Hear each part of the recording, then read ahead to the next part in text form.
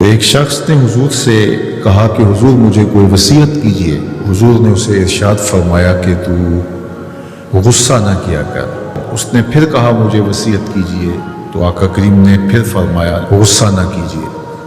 اس نے پھر کہا، یہ بات ایک بار نہیں، اس نے کئی بار حضور سے پوچھی۔ وہ کوئی اور وصیت طلب کرنا چاہ رہا تھا کہ یہ تو ٹھیک ہے، کچھ اور وصیت بھی کیجیے۔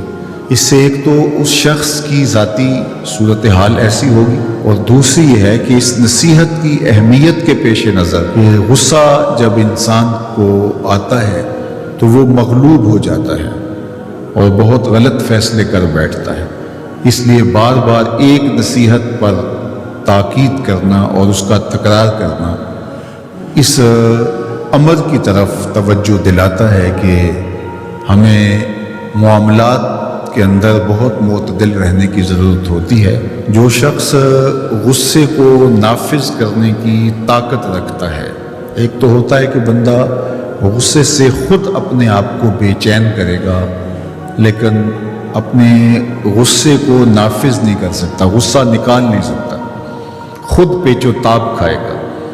لیکن یہ وہ شخص ہے جو غصے کو نافذ کر سکتا تھا، اس کے پاس طاقت تھی، لیکن اس نے اس کے باوجود غصے کو ضبط کیا۔ حضور علیہ السلام نے ارشاد فرمایا، قیامت کے دن اللہ تعالیٰ لوگوں کے سامنے اسے بلائے گا، اور اللہ تعالیٰ اسے اختیار دے گا کہ جنت کی حوروں میں سے جس کے ساتھ تم نکاح کرنا چاہتے ہو، جس کے ساتھ تم رہنا چاہتے ہو، تمہیں اس کا اختیار دیا گیا ہے، اس لیے کہ تم نے اپنے غصے کو ضبط کیا، اس کو نافذ کرنے کی طاقت کے باوجود۔ اور ایک روایت حضرت سلیمان بن سرد رضی اللہ تعالی عنہ سے مروی ہے، کہتے ہیں کنت جالسا مع النبی صلی اللہ علیہ وآلہ وسلم، میں حضور علیہ السلام کی مجلس میں بیٹھا ہوا تھا۔ دو لوگ تھے، وہ آپس میں الجھ رہے تھے۔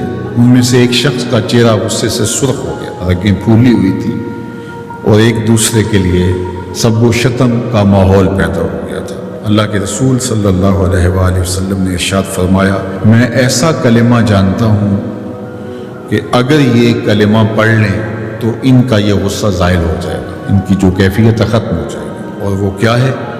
اعوذ باللہ من الشیطان الرجیم۔ یہ پڑھ لیں تو جو ان کے اندر ہے وہ چلا جائے گا۔ تو لوگوں نے اس شخص کو کہا جس کی رگیں پھولی ہوئی تھی اور غصے سے اس کا چہرہ سرخ ہوا جا رہا تھا کہ تعوذ پڑھو، اعوذ باللہ من الشیطان الرجیم پڑھو۔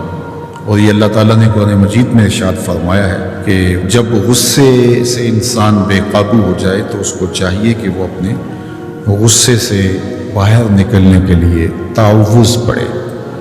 ایک روایت میں ہے اللہ کے محبوب نے ارشاد فرمایا، تم میں سے اگر کوئی شخص غصے میں آئے تو وہ خاموش ہو جائے، تو خاموشی سے غصے کا لیول نیچے آنا شروع ہو جائے گا۔ اور ایک روایت میں ارشاد فرمایا، جب تم میں سے کوئی شخص غصے میں ہو تو وہ کھڑا ہوا ہو تو وہ بیٹھ جائے، اور اگر اس کا غصہ اس سے زائل ہو گیا تو ٹھیک، ورنہ لیٹ جائے۔